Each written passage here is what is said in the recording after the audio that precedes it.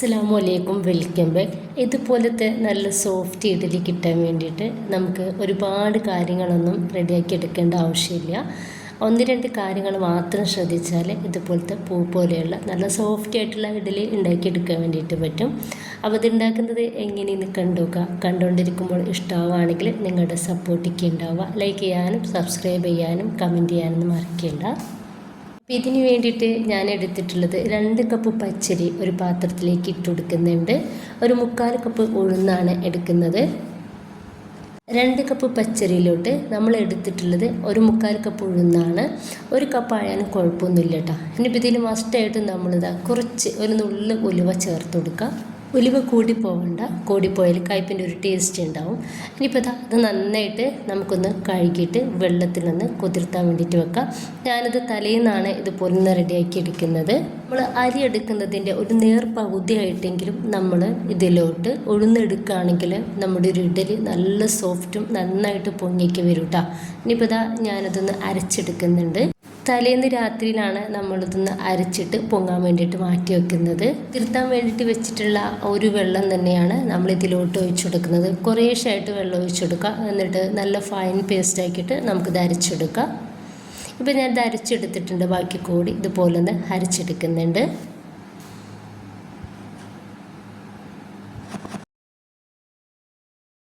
ഇനിയിപ്പോൾ ഇതുപോലെ ഒരു ഹാൻഡ് വിസ്ക് വെച്ചിട്ടോ അല്ലെങ്കിൽ കൈ വെച്ചിട്ടോ നമുക്കിത് നന്നായിട്ട് അടിച്ചെടുക്കണം. ഒരു 2-3-4 മിനിറ്റ് എന്തായാലും നമുക്കിതൊന്ന് അടിച്ചെടുക്കണം. എന്നെങ്കിൽ ഒന്നുകൂടി ഒന്ന് സോഫ്റ്റ് ആയിട്ടുണ്ടാവും നമ്മുടെ ഒരു ഇഡ്ഡലി.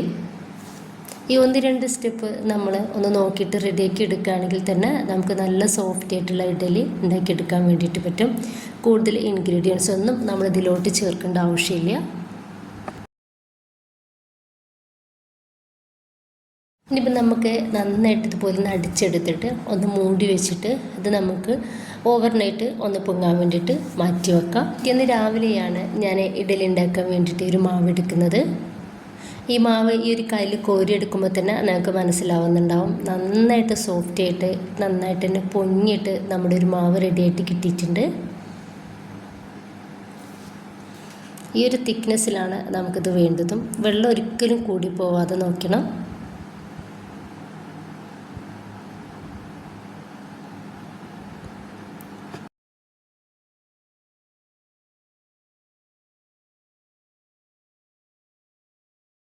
ഇതിലോട്ട് ആവശ്യത്തിനുള്ള ഉപ്പ് നമുക്കൊരു സമയത്ത് ചേർത്ത് കൊടുക്കാം.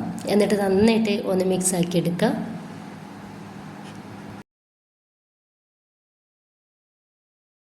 ഇപ്പോൾ നമുക്ക് ഇഡ്ഡലി ഒന്ന് റെഡിയാക്കാൻ വേണ്ടിയിട്ട് തുടങ്ങാം. അപ്പോൾ ഞാനിതുപോലെ ഇഡ്ഡലി പാത്രത്തിലേക്ക് ഇതുപോലെ കുറച്ച് വെളിച്ചെണ്ണ ഇതുപോലെ ഒന്ന് തേച്ച് കൊടുക്കുന്നുണ്ട്. അപ്പോൾ കുറച്ച് എണ്ണ ഇതുപോലെ തേച്ച് കൊടുക്കുകയാണെങ്കിൽ നമുക്കിത് അടിയിൽ തീരെ മുട്ടി പിടിക്കാത്ത രീതിയിൽ കിട്ടും. ഇനിയിപ്പോൾ നമ്മൾ മാവ് എങ്ങനെയാണ് ഒഴിച്ചു കൊടുക്കുന്നത് വെച്ചാൽ നന്നായിട്ട് മിക്സ് ആക്കിയിട്ട് ഒഴിക്കരുത്. മേലിന് ഇതുപോലെ മെല്ലെ എടുത്തിട്ട് വേണം നമുക്ക് ഈ ഇഡ്ഡലി പാത്രത്തിലോട്ട് ഈ മാവ് ഒഴിച്ചു കൊടുക്കാൻ വേണ്ടിയിട്ട്. ഏകദേശം ഒരു 3/4 ഭാഗത്തോളം മാവ് നമുക്കിതിലോട്ട് ഒഴിച്ചു കൊടുക്കാം.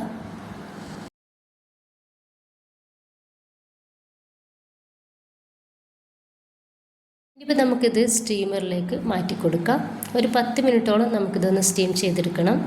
ഒരു 10 മിനിറ്റ് ആയപ്പോൾ തന്നെ നമ്മുടെ ഒരു ഇഡ്ഡലി നന്നായിട്ട് പൊങ്ങി ഒന്ന് വേവായിട്ട് കിട്ടിയിട്ടുണ്ട്.